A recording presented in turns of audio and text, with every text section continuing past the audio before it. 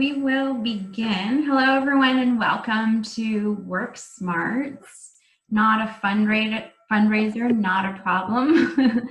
And our wonderful presenter here is Cindy Wagman from the Good Partnership, and I will introduce her very shortly. But before we begin, I'd like to tell you a bit about WorkInCulture, WorkSmarts, and a few housekeeping notes. So some of you are already familiar with Zoom, and you know that you can chat at any time, so feel free if you have any questions throughout the presentation, please include it in the chat box, and feel free to have your webcam on or off, whatever you feel comfortable with, as well as there is a live captioner at the top right-hand corner. You can see like a little live box, and right next to it there's a little arrow pointing down, and if you click on that, it opens up a tab in a new browser that shows a live captioning. So if you find that helpful, please feel free to use it. It's there, available for you at any time.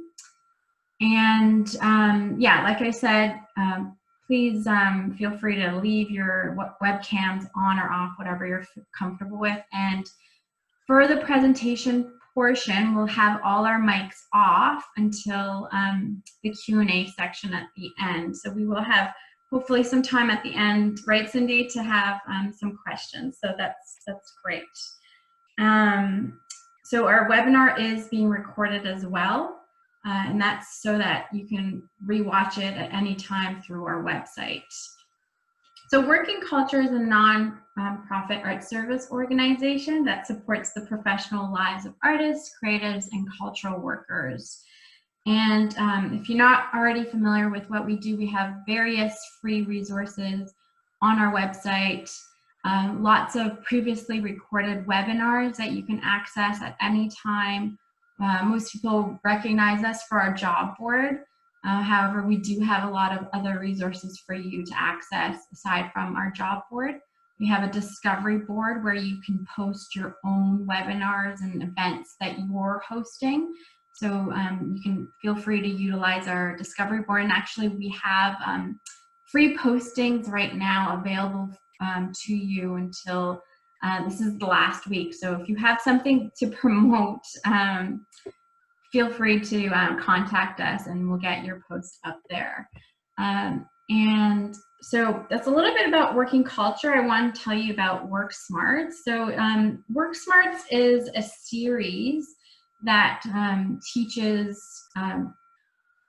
people in the sector skills related to organizational capacity and management. You can subscribe to our newsletter to get updates on any upcoming webinars such as this one that we're doing. So the best way to learn about them is through our newsletter or just by accessing our website.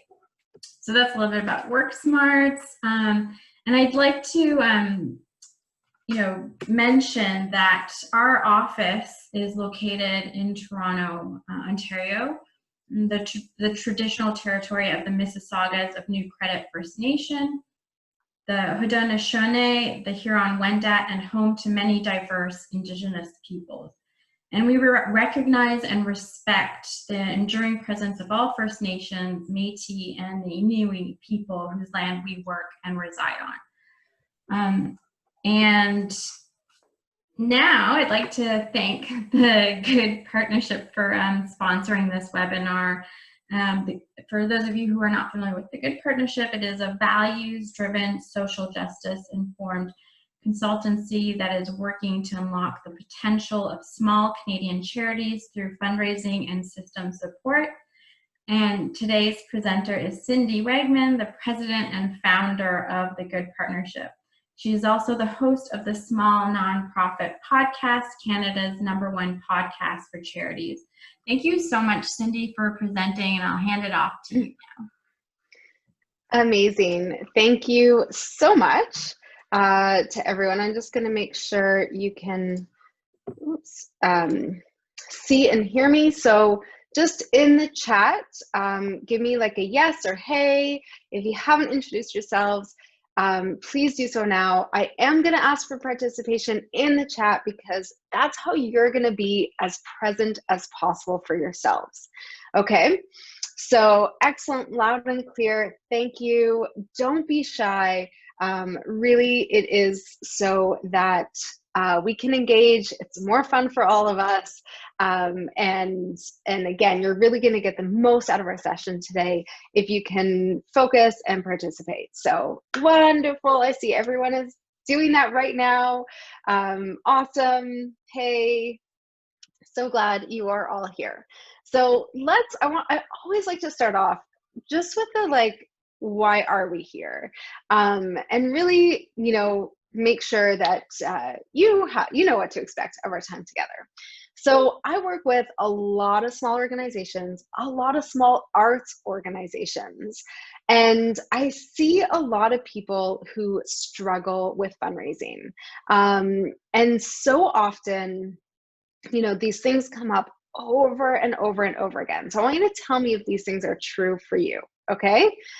And I'm going to tell you what to write in the chat. So type time in the chat if you feel like no matter what you do, you just cannot find the time to fundraise. So let me know in the chat if that feels like you. Time, yes. Okay, so I already know you're in the right place. Maybe you've tried to fundraise, but it never feels like it works out or is as successful as you want. So if that's you, type fail in the chat. And I don't want it to sound so negative, but just, feel like everything you try, and you try really, really hard, but it just never works out.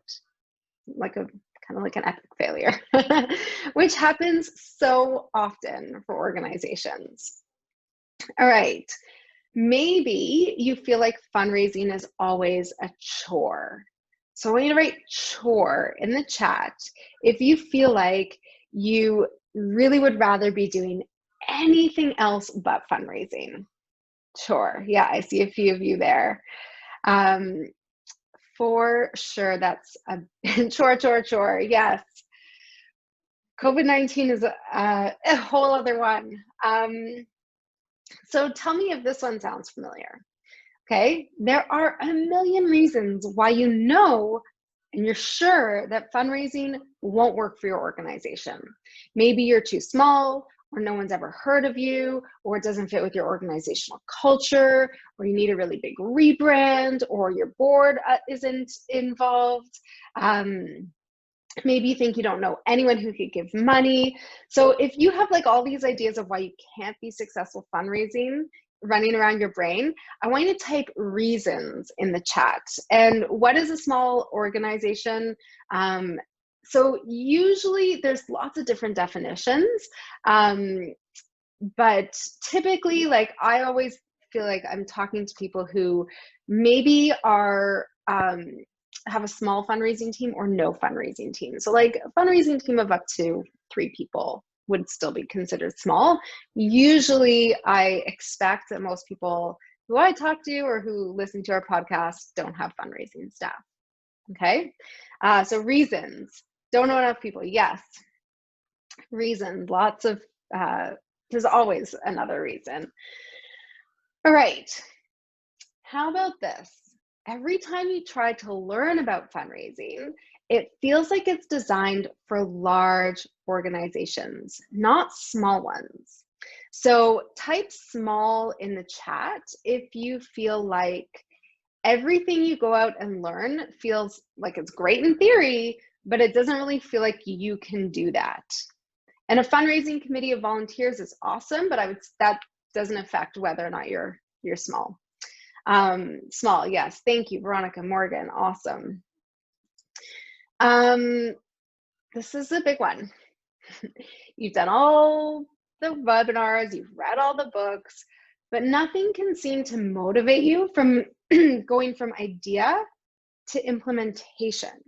It's like there's a mental block or a brick wall. So if that feels like you, type block in the chat. There's just this thing that you should be doing it. You feel like you're trying, but something prevents you from actually taking the time to do it. Block. Awesome. All right. Of course, all of us are dealing with COVID-19 right now. I feel like we're actually at a bit of a low point for morale. Generally speaking, I'm feeling that. I'm sure you're feeling that. Everyone I know is feeling that. And so that definitely affects our desire to fundraise, or like some, we saw a lot of organizations, especially arts organizations, just decide that during COVID, they shouldn't be fundraising because they're not a frontline service organization or what have you. So just write COVID if you feel like you cannot fundraise during COVID because you're not. It might be insensitive, or it might be this or that. Yeah, we don't want to ask people for things right now. It's a big one. Big one. Lots of people. Amazing. Excellent. So all of the things that I've just described, these are all symptoms of what I call being a reluctant fundraiser. So here's how I would describe a reluctant fundraiser. If you're responsible for fundraising, but you'd really rather not be doing it, well, then you're a reluctant fundraiser. But sometimes we don't even realize that we are reluctant fundraisers.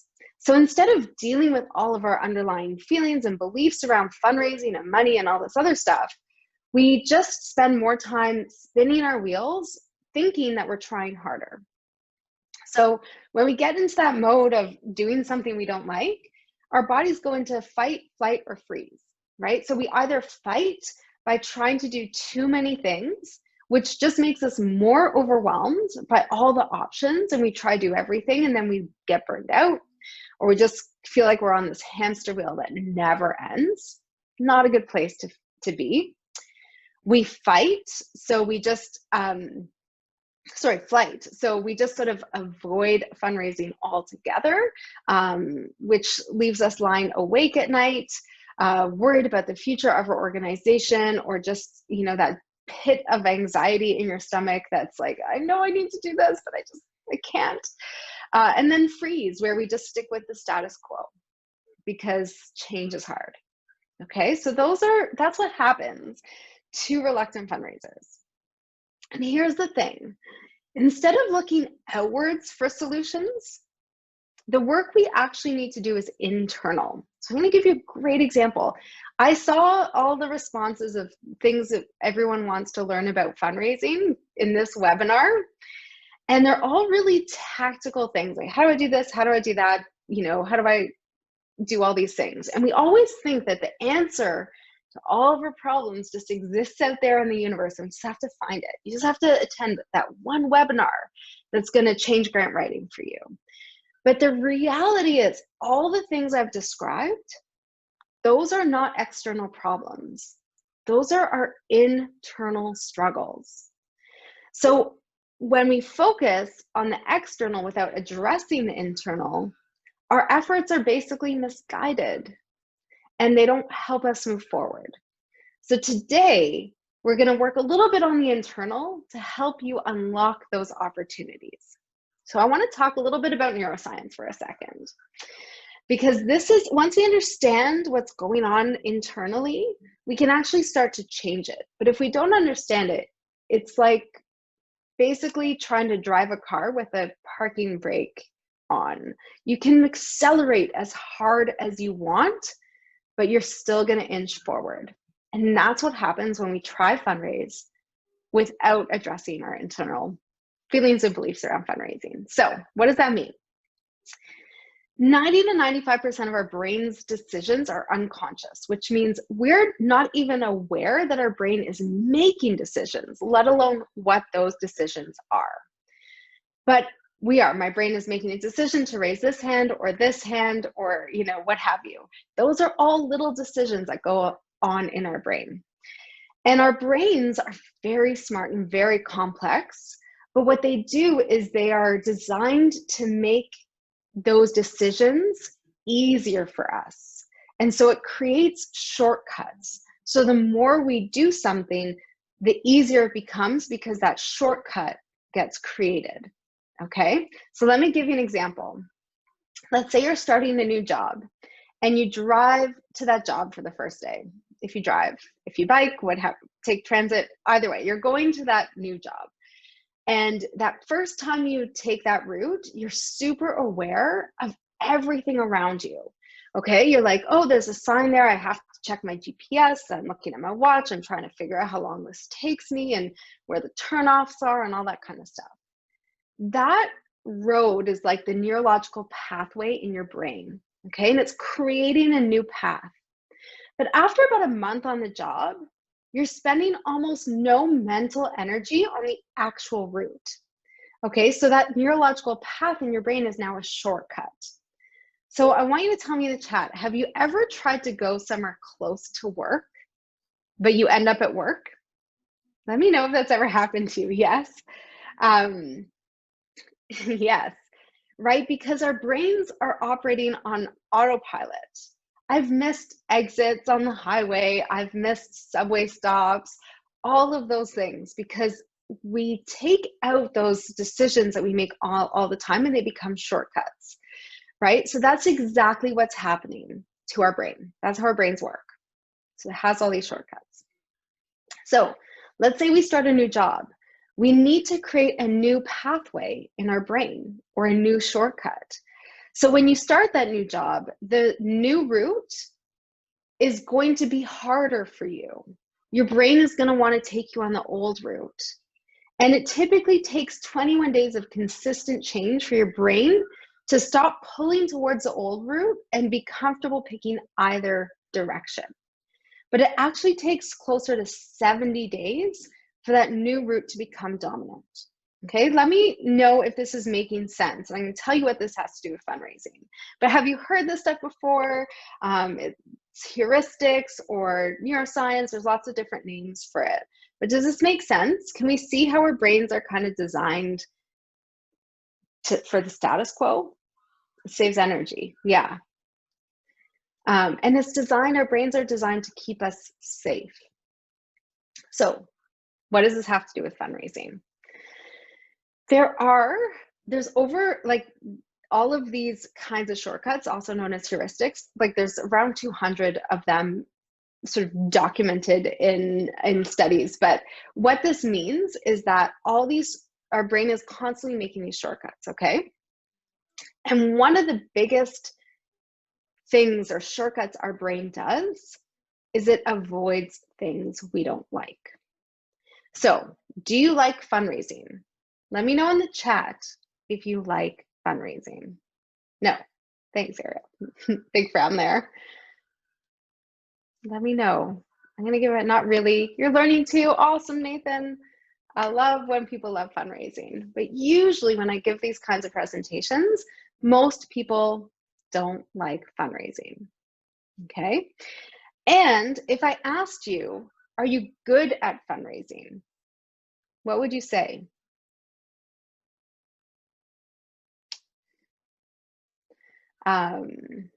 Like, are you good at fundraising? So all of these things, yes, no, yes, couple, good, not really, not sure. Okay, so here's what happens, right?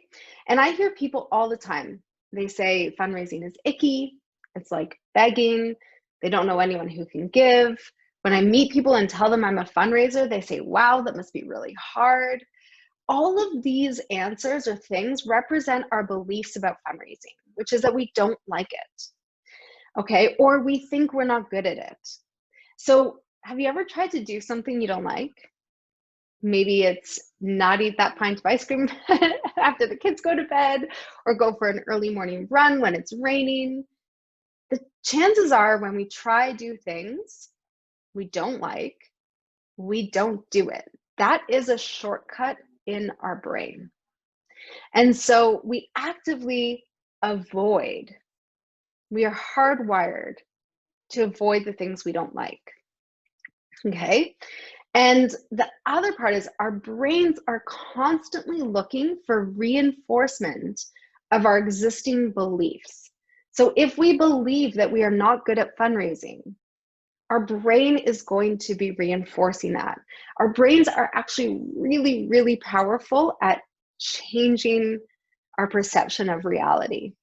And so I've walked into organizations and people have said to me, oh my God, we did this. It was such a disaster.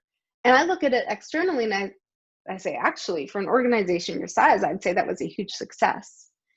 Our beliefs and feelings around things taint how we perceive truth and reality. Okay. So all of these things build up to a point where it becomes virtually impossible for us to be successful fundraising, because it creates this negative cycle of I avoid it or I perceive it to be bad, and then I'm less likely to do it because I don't want to do it because it feels bad, and then it gets worse and worse and worse. And that's what happens in so many small organizations. So how do we change that? I already mentioned this one, so I'm going to skip ahead. So how do we change that? There are, and if you're interested in this, you can Google heuristics or behavioral economics, and there's so much information about it, but we can't get into all of it. So how do we change it? I've created 4 really common reluctant fundraiser archetypes that I see in organizations, small organizations, especially arts-based organizations, all the time. And so you have to be aware of how your beliefs and feelings are affecting your fundraising. And then you have to have a path to create a new shortcut in your brain that will better serve you and serve your organization. And that's what I want to talk about today. So we don't have time to go through all 4 of them. So I have, and I put a link in at the end, I have an online quiz you can take to figure out which you are. And for every archetype, I've created an alter ego, which is how you recreate those pathways in your brain. Okay, so we're probably going to get through 2 of them today. So as I said, for each archetype, there's an alter ego, which will help you create that more productive and healthy relationship with fundraising that will unlock your organization's fundraising potential. All right, are you ready to dive in? Does this make sense? And I know I saw someone say, like, you want to know. So the thing is, every organization will have a different fundraising strategy. We'll have different fundraising tactics. And so we can't go into all of those in a general webinar like this, but this will really help you get out of your own way as an organization, if that makes any sense. All right, so let's dive in. Yes, yes, perfect. So let me tell you about the first archetype, which is the perfectionist. So chances are you're running your organization because you're good at the work. I meet a lot of artists who are amazing artists, and then they go into leadership positions in your organization, right? Because they're exceptional, because they're great at bringing people together or teaching or what have you. And you know and love the work your organization does deeply. You live and breathe it. Anyone asks you something, you know the right answers, you understand like the history and the canon of the work that your organization is doing. You're confident, you're an expert, but nowhere along the path to being a leader in an organization did anyone really teach you how to fundraise. And that you don't feel so good at. And so while you might not classify yourself as a perfectionist, you may find yourself saying things like, I just need the right plan. Like, just tell me what to do and I'll get it done. Okay. You'll try to learn, you take courses, you show up at conferences, you do webinars, but you still walk away feeling this sort of big unknown, like this gap in your knowledge that you can't confidently move forward with. So you don't. And you have a hard time sitting at that uncomfortable space of not being great at fundraising. And so you revert back to spending your time on the things that you're good at. Okay. So I was having coffee with a friend a couple of summers ago now, and we were talking about yoga. And I confessed that I was not a fan. I personally just have a hard time keeping up with the poses and trying to do them correctly at the speed that they go through. And basically I get frustrated and end up on like just in a knot on the floor, and wait there until the end of class. So my friend asked me such a poignant question. He said, can you stick with something?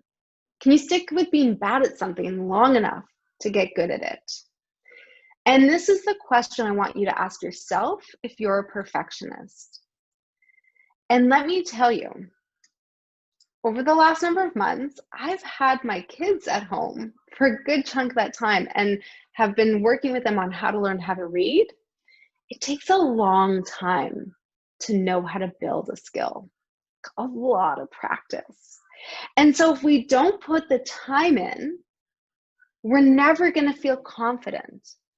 Okay, we weren't born knowing how to walk or drive a car. We need to practice. We need to do the right things, even if it's imperfectly. So your fundraising alter ego, if you're the perfectionist, is the doer. Instead of waiting for all the answers or trying to find all the knowledge out there in webinars and books and conferences, what I really want you to do is learn by doing. You're going to go out and find the answers. For you, success is defined by your effort and what you learn along the way. So your greatest asset is being able to take one step at a time. You focus on small successes and you celebrate moving forward. You know, and I want you to know this deep down, you know that fundraising truly is a skill that anyone can learn. And that learning comes by doing, and you are a master of doing.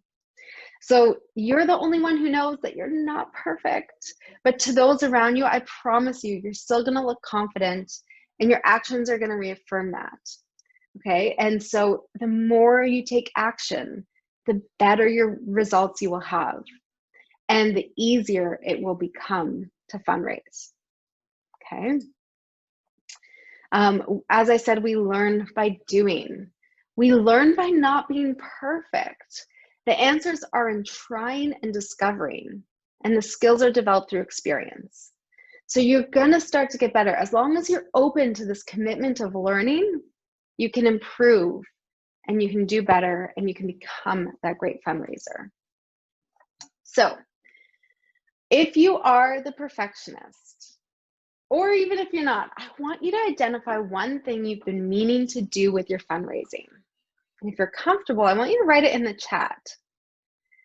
Okay, let me know one thing that's sort of been, or that you just don't feel great about with your fundraising, that you really want to get accomplished.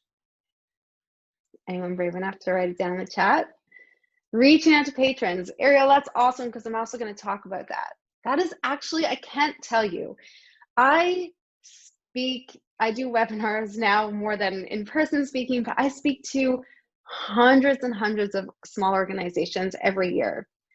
And I always say, go out and engage with your donors, whether they're high level or, low, doesn't matter. You need to get to know them. It is literally the last thing people will do. They will basically do anything but. It's like there's this big, scary black box around it. But that one is so powerful. Creating realistic targets. Awesome, Nadine. That's great. Define people's motivation for giving. Well, Morgan, the interesting thing with that one is that when we start to get to know and reach out and engage with our donors, we start to understand their motivation for giving. So that one's coming up. But what I want you to do is set a small benchmark for yourself. So for example, if you want to reach out to your donors, just reach out to 5 of them this week. Just write down a goal for yourself of one thing that you can start and finish in the next week that will get you on that path forward. You don't have to worry about doing all the things. Start by focusing in on one little step forward. Okay. So here's the next one. We are taught to think in dichotomies, all right? Especially in modern capitalist society, there's always an us versus them. We have the haves and the have-nots, the rights versus the wrong. Literally, things are structured this way, and it makes it easier to understand the world. But what happens, and this archetype is called the idealist, fundraising becomes about dichotomies. You have a hard time connecting with or relating to people you consider wealthy. Maybe you think they're not one of us. Maybe there's nothing in common. You're also potentially uncomfortable with the nature of philanthropy in general. So people who have lots of money being in control over giving it to important social change or artistic work, the power imbalance, which is deeply problematic as a structure. And for the most part, that means organizations are just comfortable with things like government funding or foundation grants. But the reality is those sources of funds are not reliable, and governments are all about status quo. So you need to turn to fundraising, but you do so reluctantly. And because of this power imbalance, fundraising always feels like you're selling out a bit, or maybe even a lot. You know you need to do it, but the excuse that you don't know anyone who can give comes up over and over again. How are you supposed to fundraise if you don't have any donors? How are you supposed to find donors if you don't know anyone or like anyone who has a lot of money? So instead, you focus on government and foundation grants, knowing that these feel more aligned with your values. But these, as I said, are not stable, and these funds are drying up or becoming less predictable. And that leaves you with this nagging reminder that you need to fundraise to do your work. And it creeps up and you can't ignore it anymore. So does this sound like any of you? Are any of you the idealist? Let me know in the chat with a yes. Yes, thank you. Yes. This one, I feel like it comes up a lot, especially with very community-oriented organizations where they feel like there's a clash between the people they serve and their funders. So yeah, thank you. So the good news is fundraising doesn't need to be about compromising your values. In fact, fundraising should be the opposite. So the alter ego to this is the connector. And the connector knows that fundraising is about finding people who share a connection to your work. Cause comes before dollars, always. Your job in fundraising is to find the people or organizations or companies who care about the work you're doing and inspire them to invest in it. And that investment can be large or small depending on their capacity. And you know that power and money are connected.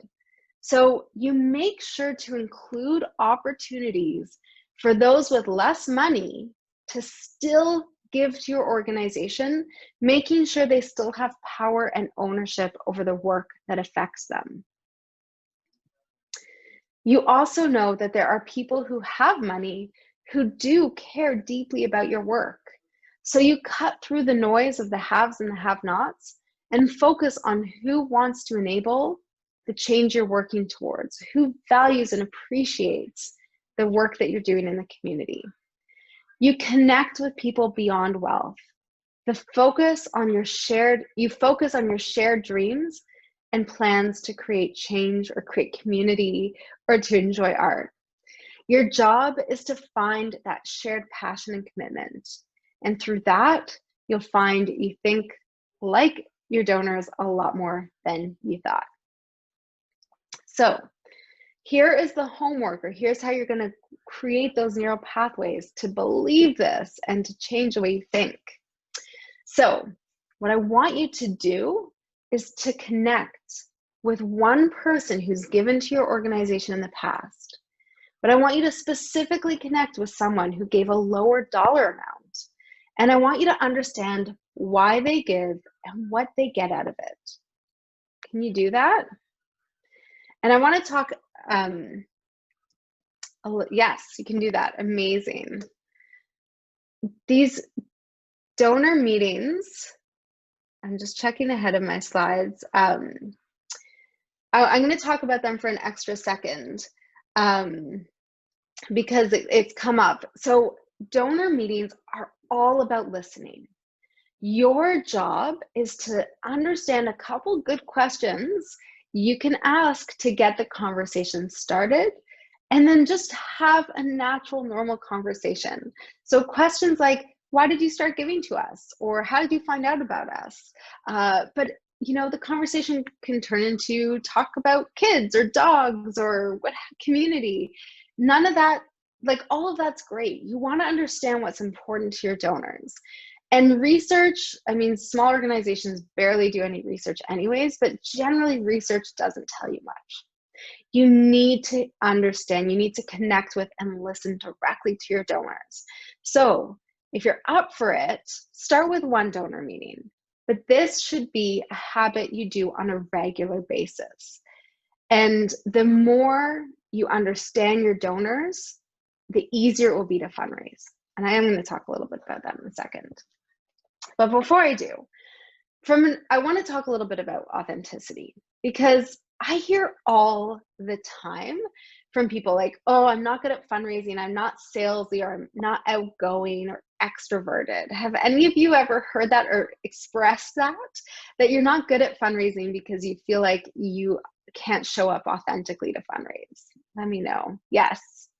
It's like you have to put a mask on and be someone else. Lots of yeses there. So here's the thing. The best fundraisers are totally authentic, okay? You need to bring your whole self to those relationships for them to work.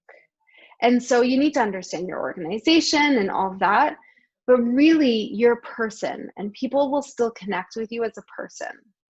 So I really want to make sure that you can be yourself. And in talking or connecting with donors, whether it's by email or in person, the more authentic you are, the easier it will be for people to connect with you.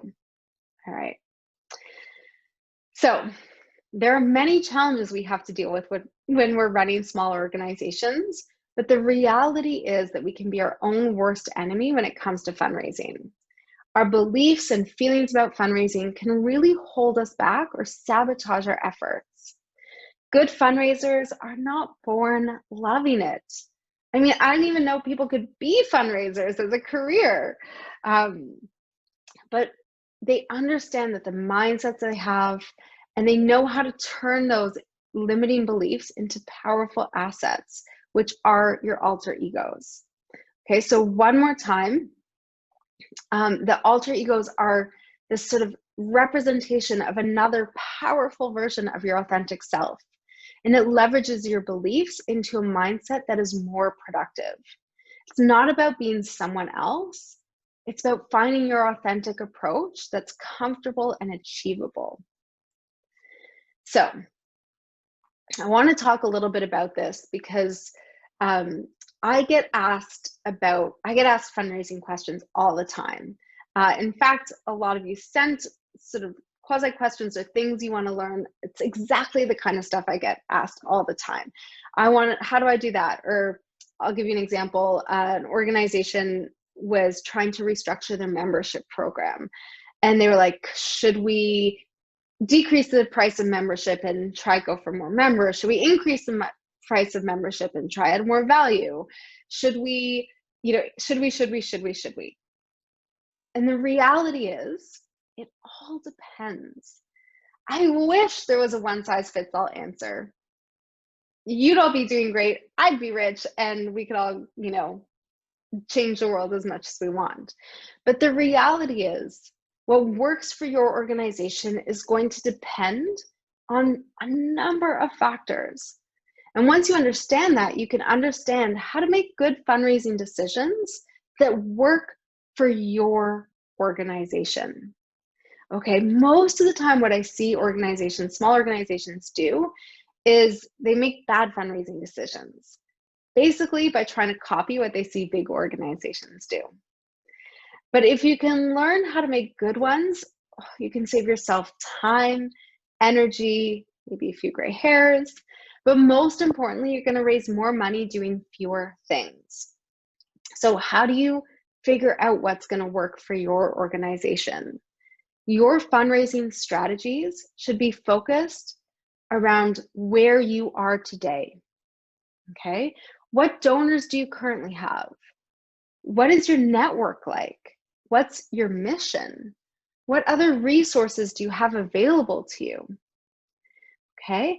And one of the biggest sources of data is how well do you understand your donors? So going back to those donor meetings are so important because it's going to teach you why your donors care, what's going to work with them. I'm telling you, if you ask your donors for feedback on fundraising, some of you might have heard the adage, ask for money, get feedback, ask for feedback, get money. It's true. And so the more you can invite your donors to help create a fundraising program for your organization that matches where they are, the more you can unlock their giving potential and the potential of those around them. Okay? So for fundraising to be successful, it needs to be aligned. Does that make sense? Let me know in the chat if that's me. I can tell you all the things I've seen organizations try and do because they've seen some other organization do it, but it doesn't work for them at all. Let me know. Makes sense. Awesome. All right. So what happens when you align your fundraising strategies is you are going to save yourself and your team, your sanity. You're going to raise more money. You're going to save money, and you're going to do all of it with less effort. Okay. So the more you can shift your mindset and engage your community and understanding the fundraising opportunities, the more success you're going to have. All right, that brings us to question time. I'm going to stop. Oh, wait, there's two things. Okay, so let's come back to this. But I do want to say, if you want to take the quiz, hold on, I will just pop that into the chat. So as I said, I've shared with you sort of 2 of the archetypes. There are 4. And the more you understand what areas you personally need to work on, the easier it is to move forward with fundraising.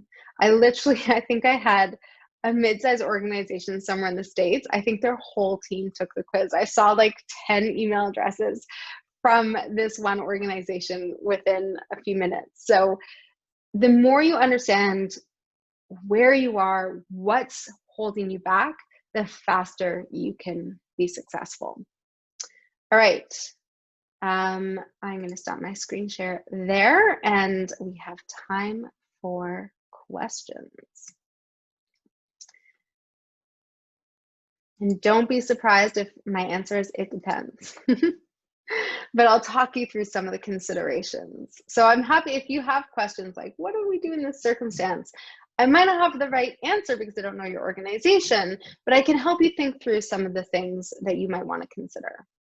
Or if you feel like there's a mindset that's still holding you back, we can talk about some of that. So questions? Question, yeah. Cindy, if you have a small team and you find out that each of your team members is a different archetype, how can you work with that? Like if someone is a doer and another one is like, how can you work? I mean, that's such a great opportunity, right? I think by now we know that your team shouldn't all be alike. That's been part of sort of discourse for a while now. So basically, you want to understand each other's strengths and support each other. So each archetype has their own path forward, and so you can all do them and then share and start to get to hear back and hear feedback from each other. And so you might even hear, like, if 2 of you go into a meeting again, like how our brains perceive truth. You might both go into a meeting and take completely different things out of it. So it's really good to actually have that sort of diversity of mindset on your team, so that you can support each other. Veronica, is there a PDF of the step-by-step process? If you take the quiz online, there's some, all the archetypes, you'll get like information about all the archetypes and all the sort of steps you can take. Yeah. Awesome. Excellent. Give everyone, I feel like, I don't know about all of you, but I feel like Zoom has been a lot slower over the last little while. So it's always it takes a little longer than I'm used to for questions and stuff. We can also unmute anyone, or you can unmute yourselves and ask away. But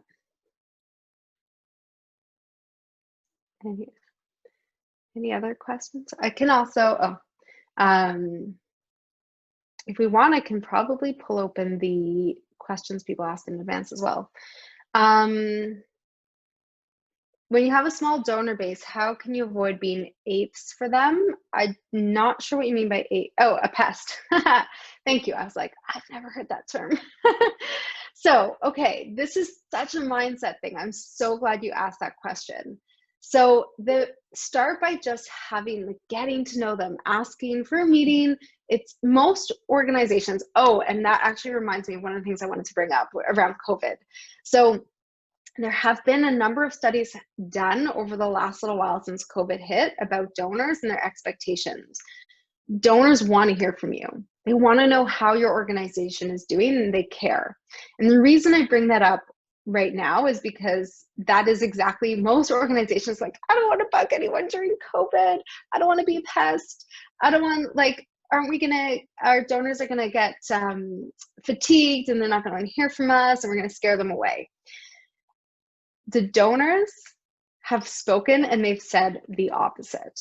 And so the more you get, but that's as a whole, if you can have these conversations with your donors, you're not asking for money, you're just getting to know them, you will understand what the right path forward is. And you'll start to internalize that you're not pestering them, right? If you have enough of these meetings, and I can say this as having almost 20 years of experience fundraising, the reason I actually don't believe in donor fatigue if you're fundraising well is because when I get to know donors, there's almost never anything I could do that would turn them off unless it was if I know them well enough and I know what their boundaries are. So I'm going to give you an example. I've had donors where I feel like we've asked and we've asked and we've asked, not just for money, but for time, for introductions, for things. We've engaged them, come out to events, and they keep saying yes. Because I know them, I know what they care about, and every time I put something in front of them, whether it's an event invitation or an email, I know that I'm matching them with what they care about. And that's why they are there. So you're never bothering your donors if you can understand them and understand why, how they want to connect with you as an organization. Does that make sense? Does that kind of answer your question? Yes. And also make sure there's, if any of you follow, there's a guy named Gary Vaynerchuk. He's a little crazy, but he's like a sort of internet marketing like guy. But he wrote a book called Jab, Jab, Hook, or something like that. And don't always be asking. Sometimes what donors feel, or when we hear the feedback of where I'm getting asked too much, it's really because we haven't thanked enough. They haven't heard from us in other ways, or we're making the wrong ask. And so again, make sure that you're building a relationship, you're getting to know your donors. It can be through email. You don't have to sit down with every donor one-on-one. But the more you know and understand that donor base, the more you can make it meaningful for them, and they're not going to feel like you're asking too much. So, and I had another thought that I wanted to share, but it's gone from my brain. It's about right hook. Yeah, thank you, Gary Vaynerchuk. Yes, our plan is to identify and pursue 1 to 3 major donors before pursuing smaller donors. But we still need to build the community of smaller donors.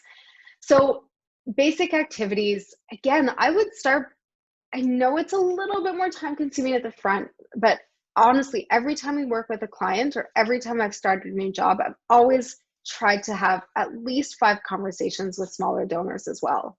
They're going to tell you what's meaningful for them. And so I know, sorry. It's not, I wish I could tell you, but the thing is, like, there's such diversity in communities, in organizations. And I always say, take what they are telling you and then sort of layer that with what makes your organization awesome and different. So if they say, oh yeah, we totally love, like, a virtual event, that virtual event should showcase your work in the best possible way. So it's a marriage. Often call fundraising matchmaking. It's the marriage of, like, what your donors are saying with your mission and what makes your work amazing. And that those points of intersection is where fundraising magic happens. Does that make sense? But yeah, like, people want to be communicated with. There's some hands down, like, principles around donors generally. You can look up the hashtag donor love. And basically, people want to feel like they're connecting with a real person at the end of the day, whether it's in business or in organizations. So that lens should always be on your fundraising. Awesome. And you'll see, like, there's no perfect answer. And the more you just engage people, the more the answers will become clear for you. Oh, I know what I was going to say, something about our perception of the truth. Okay, so when it talks about being pests, this is what left my mind a few minutes ago. So sometimes we'll send an email out or something like that, and someone will complain and say, please unsubscribe me, or they'll unsubscribe from your emailing list, or something like that. You'll post something on social media and someone will respond negatively. Going back to the neuroscience, our brains will amplify that negative feedback 9 times more than positive feedback. So I want you to keep that in mind when you feel like you're pestering your donors, or one donor says something like, I'm unsubscribing because you email me too much. Don't believe that everyone feels that way, okay? That is not necessarily true of everyone. Yeah. And that's why you want to engage as many donors as possible so that you can really understand what resonates for all of them, or as many of them as possible. All right. Awesome. Well, give everyone we have a couple more minutes. How do you begin expanding a smaller donor base? Great question. So you're gonna hate me by the end of this. The first thing is to understand why those people who are there already, why are they giving to you? How did you find them in the first place? Sometimes the best place for new donors is from your existing donors. So the more you understand why people are giving and who they are, you can create sort of this avatar for them, or like in marketing, they call it like your customer avatar. But it's the same thing with fundraising. You want to understand exactly who you're talking to. And once you understand that, you can understand where those people are in the world, how you reach them. So it could be that you reach them through your existing donor base, through friend-raising events, which I love. I think they work really well if you do them strategically. Sometimes, it's engaging people on social media more and building a funnel. Sometimes it's actually leveraging the community you serve. Sometimes it's with the artists you work with. So it really does. I'm sorry, I gave you a warning that my answers are going to a lot of it depends. But really, understanding. So I always talk about fundraising. I've said this probably a couple times. I talk about fundraising as matchmaking, but part of that as well is your job in fundraising is not to educate people around your organization. It's to find around what you do. It's to find the people who are going to be inspired and excited by it, and connect with them. So the example I give, which I think is the easiest to understand, is for organizations that are working to end climate change. As a fundraiser, when you have your fundraising hat on, your job is not to convince people that climate change is a real problem. Your job as a fundraiser is to find the people who are concerned about climate change and work with them to understand that your organization is going to have the impact that they want to have to change it or to stop climate change. Okay, so does that make sense? Like your job, I've seen so many organizations try and convince everyone that their organization is so special and unique, but find the people who are going to get it the fastest, right? Who are the people? What do you know about the people? And I'm just thinking small arts organization I work with in Halifax, they started with the community they already serve, even though they felt like that was off the table. At the beginning of our time working together, they were like, no, our community is not in a position to give. But they didn't know that. And in fact, some of their best donors had come from their programming. And so I said, okay, well, let's add a soft ask. Let's see if we can get to know that community and see if there is a willingness to give. And in fact, by just having a soft ask involved in some of the work they were doing over COVID, they raised more money this year than in 4 months during COVID than they had all of last fiscal year. Okay, that's a small community-based arts organization. So yeah, sometimes we're terrible judges of people's capacity to give. So sometimes your donors are right under your nose. Excellent. Thanks, Nathan. Right, I'm aware we have about 2 minutes left. Mona, is there anything you want to wrap up with? No, I just wanted to say thank you so much, Cindy, for presenting today. It was very helpful. And I actually saw some overlap with some marketing ideas, like you've mentioned a few things, but specifically the target market. You really got to know who your target market, or in this case, your donor is, and learn about that, because we have workshops for creative entrepreneurs, and we say this all the time, is that you can't sell your art or your product or whatever, your craft, to everybody.